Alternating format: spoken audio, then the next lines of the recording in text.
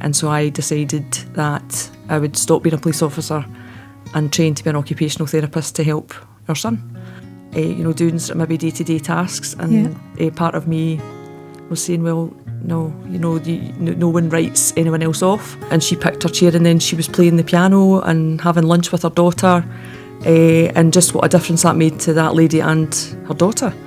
And it was because, the daughter said that's because you weren't going to give up when he learned to ride the bike, but he took off and I ran behind him with a video camera and tears, because you're so happy. What a shame that would have been for everybody, including all the patients that you've seen ever since, that if you hadn't have succeeded, you hadn't have kept going.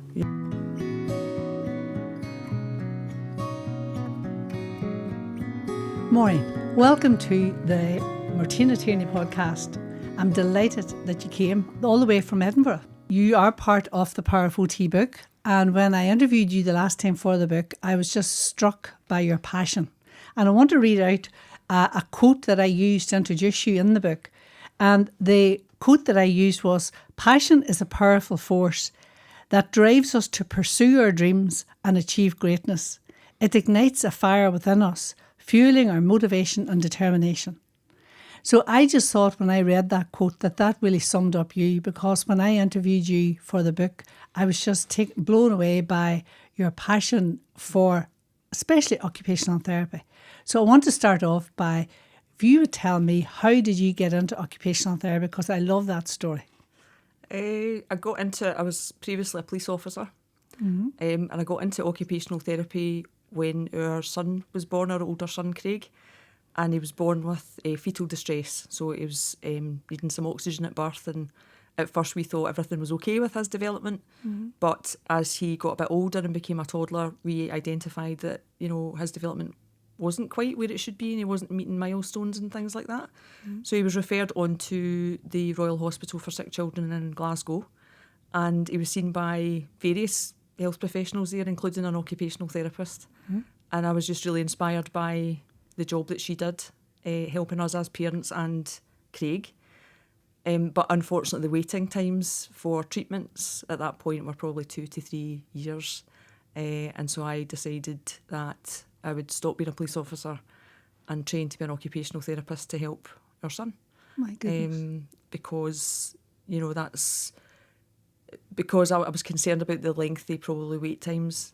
And actually, if I could do something to help him, then I did it. So I went into train to be an occupational therapist and went into paediatrics to learn what I could so that I could then help Craig. Well, what better reason to become an OT than to look after your own child? It's amazing, that you just did that. It just shows that your determination and that you really were passionate about helping your son. And because of that, then you were able to help so many others. So tell us about how long you worked in paediatrics and what you did then in the course of the next number of years. In paediatrics, when I was even learning to be an OT and practising to be an OT, my mum and I ran a support group in the local community. And it was for children with additional support needs similar to Craig. And we got national lottery funding and got some equipment. And my mum and I used to load the van up on a Friday and go down to the local church hall and set things up for the children to come along and do activities. And then the parents would have a support group as well. And then I went into occupational therapy and specialised in paediatrics for about 13 years. So I did some sensory integration training and some bow bath training and various other sort of models in paediatrics, so that I could then, help Craig and then actually other children, as you say, because we were told that Craig probably wouldn't achieve things like riding a bike, doing sort of maybe day-to-day tasks. And part of me was saying, well, no, no one writes anyone else off. And I think that's the way that I am even now with people that I see in the community and things like that. If someone's saying, oh, that person's not able to do that, or we don't think they're going to achieve that, and you think, well, you can't just write someone off like that. You've got to give them the opportunity, and you've got to adapt and modify and try and work a solution. And you were proven right, because Craig was able to walk, was able to ride a bike, and tell us about some of his success, one in particular with regard to cycling. Yeah, the paediatrician, one of the paediatricians at the Royal Hospital said that Craig wouldn't ride a bike. She was quite convinced at an early age that that's something that he wouldn't be able to do. And what we did was we got him on a horse, and he couldn't really determine left and right, so we painted the reins red and green, and we would get him to move the horse red and green, and then we transferred that skill to a bike. And he was a good bit older when he learned to ride the bike, but he took off and I ran behind him with a video camera and tears, because you're so happy. And actually part of me wanted to have the paediatrician there as well to say, this is the person that you've written off. Yeah. But then he went on, as he was a bit older, to the Special Olympics in Leicester and came back with medals for cycling. There you go. So he came back specifically with medals for that. So yeah, really proud moment, and we were all, because we're a very close family, and he's been raised by a very close, determined family probably as well, and we're all quite stubborn. And if someone tells us we can't do something, we think, why not? Just go and prove you can. We're going to go and try and prove that we can. Yeah, so very good. Yeah, and he's got that kind of in him now. As well, because I've said to him, no matter what you do, whether it's, because he can drive his car now, albeit it's automatic, but things that we thought, I'm not sure if we'll give it a go, have a go. Give things a go, have a go. Yeah, so, very good. Yeah. Excellent. There's another quote in the book that summed you up as well, or something that you said yourself. You said, don't ever let anyone tell you can't do something. Try many times in different ways, and then if you can't, then it's fine. You've tried it. Just don't let anyone tell you can't do it without first giving it a go. Absolutely. So that's one of the quotes that you gave me when we interviewed the last time, and these are the things that I've highlighted because it just reflects your personality. Just give it a go. Yeah, I'm quite a determined person, Martina, and I think again in the community I'm working with older people now. As well, but I've had some cases recently where, a lady that I can think of right away in her 80s had come home from hospital, and she, they were saying she needs to have all care in bed. We're not doing anything else for her. And I'd met the carers on the path on the way in, and they said, I hope you're not going to go in here and get this lady out of bed. Right. And I said, well, why wouldn't I get her out of bed? Oh, we think she's comfortable. We think that she's better there and whatever. And when I had gone in, this was a lady who, she was classically trained on the piano. So when I had spoken to the daughter and she said, I'm really distressed about my mum being in bed. I would really like to have her up. And so when I had assessed her and determined that there was no fixed contractures or anything like that would prevent her from getting up, we got her up. And she picked her own chair. Her own colour was purple. And she picked her chair, and then she was playing the piano and having lunch with her daughter, and just what a difference that made to that lady and her daughter. And it was because the daughter said that's because you weren't going to give up. You were quite determined. And I thought, well, if I had assessed her and thought that she couldn't manage, then obviously I wouldn't be trying to get her into seating, but the fact that she could, then we got her up, and what a difference to this lady. Huge difference. Like, we need more people like you that are determined, that are that they're just going to push the boundaries a little bit and say, no, I'm going to try this. We need more people like you. Our patients and our clients need more people like that, because I do get frustrated as well when I go to a hospital. Recently I visited and the person was being kept in bed, and I just didn't feel it was right, So we need people like you that are going to push the boundaries. So then you moved. I love your other story that you went to work in a care home, which was very unusual for an occupational therapist to be a manager or a deputy manager. Which was a deputy manager. Yeah. So tell me what you did there. Yeah, that was interesting and challenging. Because the norm had been that it would be a nurse that would be the deputy. So I think when I went in, there was a lot of, what's happening here? This is, a bit out of the norm. But the manager was really pro-OT, she could see the benefits of me being there. And again, it was a situation in the care home where everyone was, it felt quite institutionalised. So everyone was kind of sitting in day rooms and just watching TV and things like that, but nothing really happening for people. And again, I had gone in and thought, there's got to be a bit more here. There's got to be something else that we can be doing. to improve quality of life for the people that we're working with. So I'd gone round and did life story books for people and getting, you know, their background, their history, things that they enjoyed, you know, previously, and then set up different groups. And did you make a book on each person? Yes. Yeah. So and the book tells a wee bit more about, it's called the Life Story Book. It's called just the Life if anybody's Story listening, Book. it might be something we could encourage other people to do. Yeah. So what was that like? What was the Life Story Book? It's quite it's like an A4 booklet, so it's probably got about maybe 20 or 30 pages in it, and it's got inserts for photographs and different memories that person might have, and it's got bits in for, you know, hobbies and interests and foods that they like and don't like and all their preferences, and it just helps. It's actually good as a talking point. So as a clinician, I could go around and pick up someone's life story book and sit and have a chat to them about things that they've maybe done in the past and trigger a memory for them.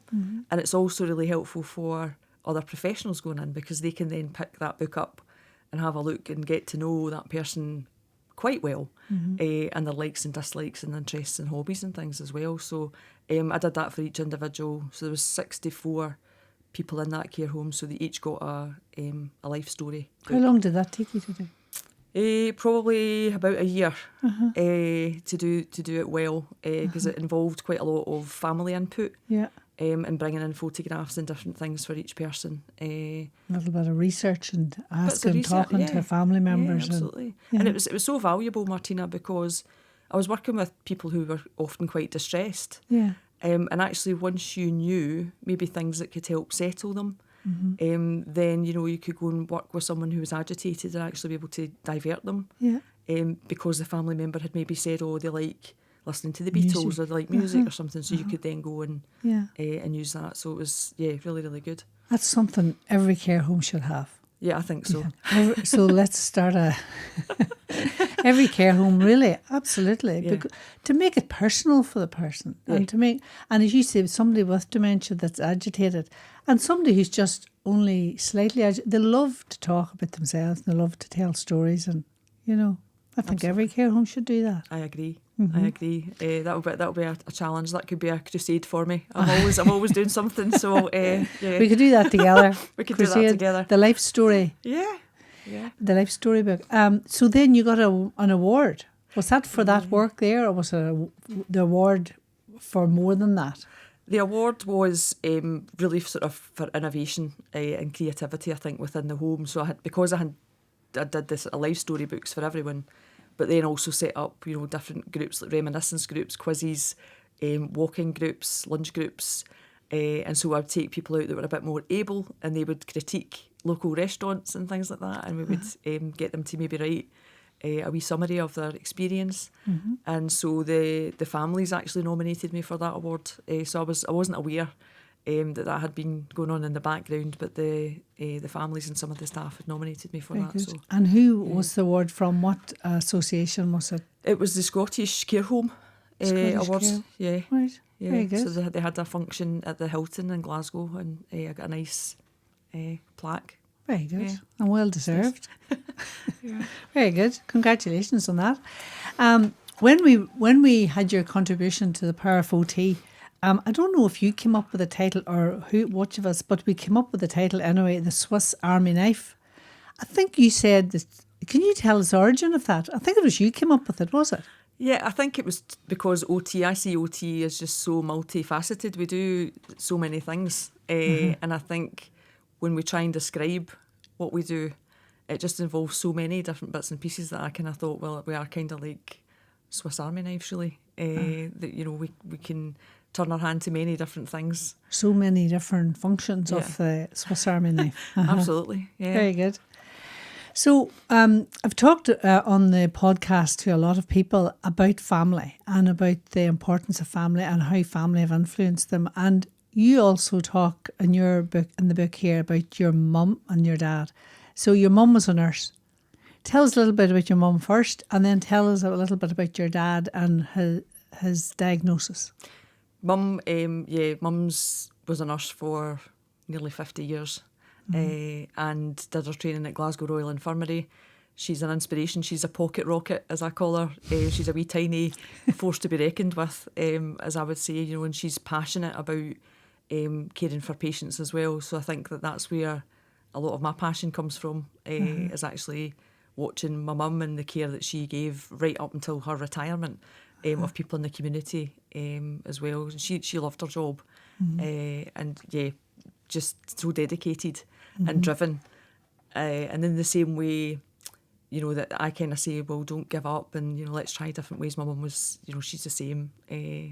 So I think I get a lot of kind of qualities from her. And my dad was a nurse too. So they met as well. Yeah. All right. They met when Mum was doing her training, and so Mum was born in Glasgow City, but moved out to the sticks, as we say, into the kind of more semi-rural where my dad was from, and they were just together forever, really. And he was diagnosed. It was quite sad because they had both worked so hard, and they'd got to kind of retirement age, and then my dad got the first diagnosis was Parkinson's disease, and then vascular dementia the following year. So Mum didn't quite get, they didn't quite get the retirement that they thought that they might, Martina, but they lived, my dad had such a wicked sense of humour, and that's, again, I like humour and fun, and, all through his diagnosis. I mean, I remember being at a football match with my dad, and he waved over to someone, and I said to him, well, who's that? Because I didn't know them, and he said, well, I don't know, but I'm not going to be the only confused one here today. And I just laughed because I was like, and that so was they were saying, who's he? They're going, who's he? I don't know. And that was his humour. And he lived with that condition for about 8 or 9 years, those conditions. So, yeah. And did his diagnosis influence you in your work? It did. I mean, I always had a passion for dementia before even my dad was diagnosed, and passionate about ensuring that people are heard, even if they have So dementia. was the life story book, did that come before your dad? That came before my dad. So you were very, go ahead. I was very into, just trying to give people a voice, and actually, not writing anyone off. Yeah. Because I think as humans, we maybe sometimes do that. We sometimes maybe look and think, well, that person might not be able to do that, so therefore we'll not give them the opportunity. And so, particularly with dementia, there was a lady that I remember as well that the staff couldn't believe that she loved rock and roll music because no one had actually taken the time to find out. And so when you put that on, she actively would start clapping and trying to sing, and all those moments that actually seem quite small, I suppose, but in the grand scheme of things, you just think, that's amazing. That's the kinds of things that we should be unlocking for people. So I had a passion prior to Dad being diagnosed, but then when he was diagnosed, even more. Because I could see things that could be improved, things that should be better, and that includes seating, it includes, social stimulation, environmental factors, all those things. So it became even more personal because of your father, even though you were quite passionate about it beforehand. Was it you told me the story about the lady who wouldn't take part in group activities, but then she put on the music? Did you tell me that story? What was that story about? That was the lady, that she was really disengaged within the care home and would sit, and not really be doing much at all. And I was doing like a music reminiscence group, and she started joining in sort of on the periphery. And she was quite challenging. She could be quite challenging with staff.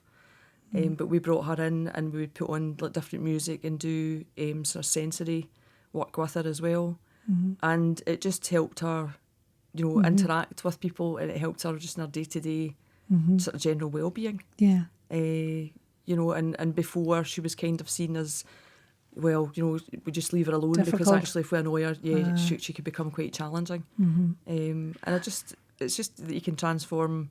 I think our job as an OT is just, we can just transform so many people's lives. And if they're not able to come along on the journey with you, if they can't say, yes, I'd like to be part of this and be, because I see them as, we are the co-pilots, if you like, and they're the pilot. And we're on that journey sort of with them. But if they're not able to do that, we should be trying to empower them and enable them in any way that we can to make life nicer. I would like someone to do that for me. If I was in a situation where I was reliant on someone supporting me, or I would want somebody to come in and be stimulating me and getting me to do things. And look, with dementia, there's so much that we have to learn about dementia, and how, and we need to really try to get in to think about how they're feeling and how they respond. Like we think people are agitated, so they're aggressive, they're uncooperative, all these things. But maybe it's how they're sitting, maybe it's the music they're listening to, it's the environment, that's the stimulus is wrong. There's so much we need to learn about dementia, isn't there? Yeah, absolutely. And as you say, that person maybe can't tell you they're uncomfortable. No. They maybe can't say, I need to move position or whatever it might be. So we need to be better at identifying that, I think. And treating people as individuals, as one-to-one, rather than, a group of dementia patients and, sort of tarring them all with the one stick. Yeah. So you were also involved with the DSDC in Scotland. What was your involvement there with the dementia services? I was invited along, to hear, I suppose, about what's happening sort of currently with dementia, because I have got an interest in it, and in particular with the seating, and the evaluation that was done in the seating by the team there at Stirling. So it was an interest really of mine, to be there and be part of that environment. And we have a lot of research now, that is with regard to seating and posture and positioning, that it helps to reduce anxiety and agitation, and also at least there's work being done on that, to improve the quality of life of our patients with the dementia. Maureen, I wanted to go back to the transition from police officer to OT, because there could be people listening to this podcast that are in a job that they're not feeling satisfied with, but they think, it's too big a thing to make that drastic move from whatever they're doing now to something else. Should it be OT or whatever? Talk me through that transition, how difficult it was, how easy or what. I know because you were passionate, you had a really determination to help your son, so that was your driving force. But how challenging was it to make that move? Very, very challenging, yeah. I think not only financially, because obviously I was at that point the breadwinner of the family as well. So there was lots of discussion with Craig, my husband, around that whole process of I'm going back to education. Because you would have been in a fairly well paid job. It was a well paid job, yeah, and it was a good job, a career, a future, yeah. But unfortunately, the police force weren't able to accommodate. I had asked actually, could I be a community officer? Could I have hours that were a bit more flexible? But that was a few decades ago. So they were saying, well, no, we don't have that available. We don't. And so I was having to think about our son needs support. He's going to need quite intensive support. And actually, this is not going to be the job then really for me to do that, because, you don't finish at 4 o'clock in the day. You could be detained longer and all these things. But it was hard work, because obviously the financial implication meant that I still had to work in some fashion to have some money, but actually going back to study again, because I had left school with qualifications, but not all the qualifications I needed to go in to be an occupational therapist. So I did an access to study health course first. You had to do an access study first? An access to study course first? To get back into the way of education. And then at university, the university were great, because at that point our youngest son was only 8 weeks old. Right. So we had Craig, who had additional support needs, and then we had Graham, who was 8 weeks old. So I was nursing him and looking after Craig, working, and then going to university and studying as well. So it was hard work. And there were some times that I thought, I don't know if I'm going to be able to do this.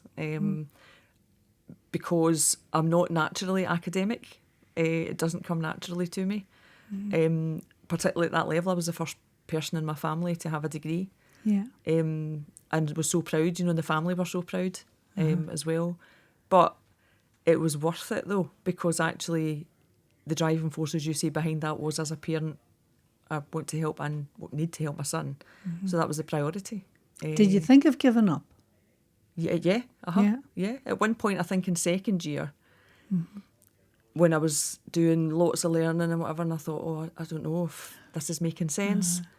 And I always seemed to do really well on placements. But, the academic I found tough. Yeah. Some of the research things that didn't come very naturally to me. I can identify with you here. The practical things were good. Yeah, the practical things were really good. Got really good grades for all my practical work. But some of the academic stuff, I was like, oh yeah, I'm finding this really tricky. But I had really, really good support at university. I think because I was a mature student as well, I was more confident at that point to put my hand up and say, I'm not sure, I need help. Whereas if I had been younger, because I was quite quiet when I was younger, a bit more reserved, a bit not very sure about myself, not self-confident. So I think if I was younger at university, I would probably have been less likely to ask for help.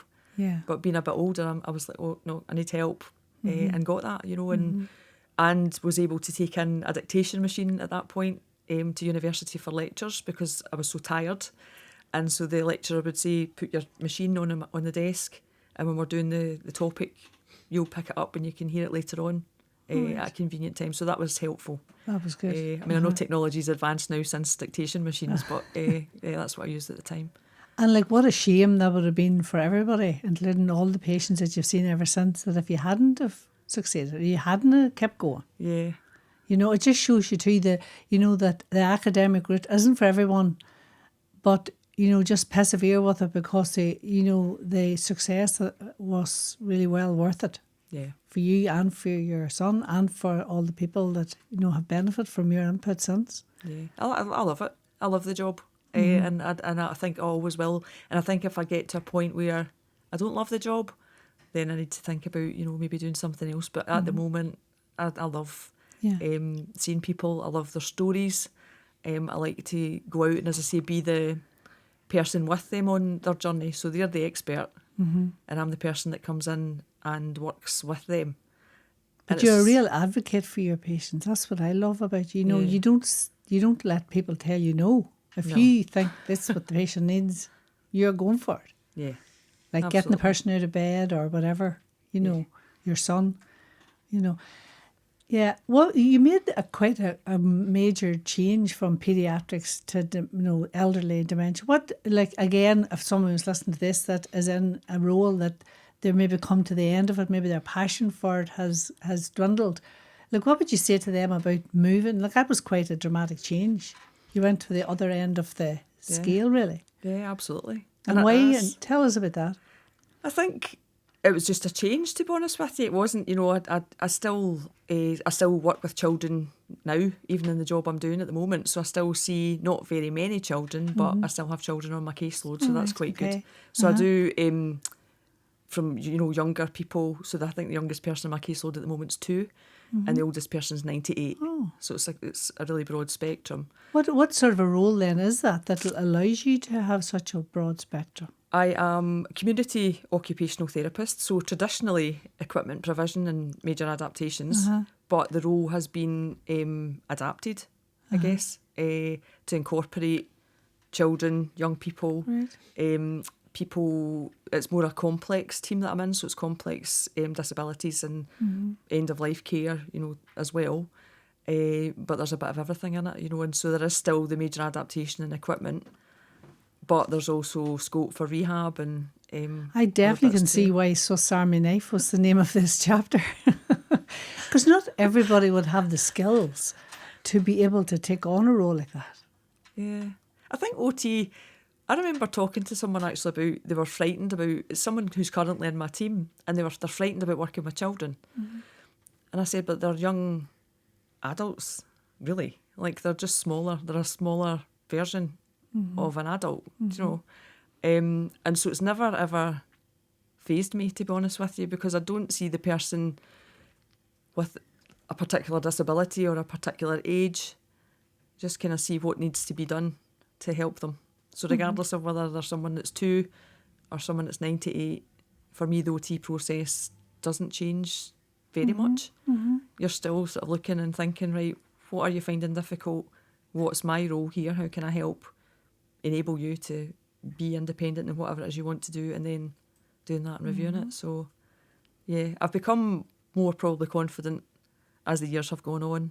Yeah. And I think because I've got the sort of paediatric knowledge underpinning what I'm doing, I feel confident with children as well. So, yeah. I think that's really important because, like, you're unique, really. I would say, in that you can go from paediatric, the very small 2-year-old, up to the 90-year-old. I think that's unique, and fair play to you for being able to do that because you've gained the skills along the way. Really, very good. You're definitely a Swiss Army knife. There's no doubt about it. Is there anything, with regard to occupational therapy that you would like, any message that you would have for OTs out there who are maybe feeling disillusioned, or for people who don't understand what OTs do? Is there any one message? I think we've got a responsibility as OTs to fly our OT flag and be proactive about what we do and describing what we do to people, because I think people aren't really sure about what occupational therapists are. Mm-hmm. And I think we need to educate people and take time to do that, because I think we do ourselves a disservice. Mm-hmm. And people might say, are you the occupational health nurse, or are you the physio? Mm-hmm. And I think we have to be sort of clear about our roles. And I think if we can educate people around that, mm-hmm. and about what we do and the things that we can do to help people. Mm-hmm. And I know it's lots, because we do lots of different hats that we can put on to help people. Mm-hmm. But I think taking the time to do that, and so that people have a better understanding. Mm-hmm. And actually out into schools as well, into careers. I think getting young people on board as well, mm-hmm. About, what an occupational therapist, because I didn't know at school what an occupational therapist did. And as I say, it was only through working with my son that I knew what that was. Yeah. So I think, if we can get out into schools and colleges and things too, we could then recruit, mm-hmm. The next up and coming therapists. Yeah. And like you'd said in the book, leave the profession kind of better than you found it. Keep adding to improvements to it, and things mm-hmm. to make things better for people. Mm-hmm. Yeah. Well, I think your attitude of putting the person at the centre of everything, that's what OTs do, but you do it particularly well. I think, that you do focus in on the person. Like, what does this person need? And regardless of the rules and the regulations around that, you're a bit of a rule breaker here. You're thinking, you're obviously never would do anything unsafe or anything like that, but you will go the extra mile to get that person what they need. And I think if we had more people like that, the person would definitely get a better experience. Yeah. I'm going to finish off with reading what I was the key takeaway that I had for you. And again, with listening to you before the book and listening to you, the key takeaway I had was, when we actively listen to older people's stories, we validate their experiences and emotions. It fosters a sense of connection and empathy, reducing feelings of isolation. And I think, sometimes we don't listen to older people. We think, we heard that story before. But they're going down memory lane every time they tell it, and it makes them feel good. And I think you've been able to capture that with, the life story book. Yeah. And also just in your everyday work, the importance of that. Would you agree? Absolutely. Mm-hmm. Absolutely. And sometimes when someone's going down that memory lane, mm-hmm. you maybe pick up something else that you didn't know about them. Mm-hmm. And so actually let them go down memory lane 10 times, because you might learn something else, that you didn't know about them. So, mm-hmm. It's about being patient, isn't it? And being kind and all those things. I saw this written somewhere, when you were a baby or a child, I taught you to, feed yourself. And I did it over and over and over again. So now you can listen to my stories over and over and over again, and sort of telling the young person, like, when you were young, we had to be patient with you. So now that when we're older, you need to be patient with us. Yeah, absolutely. And listen. Yeah. I think that's great. Maureen, thank you very much for sitting down. It was been a pleasure, and I knew it was going to be a pleasure because your enthusiasm always gets me, and I just absolutely love talking to you. So thank you very much. Thank you for the invite. Thank you. Thanks very much.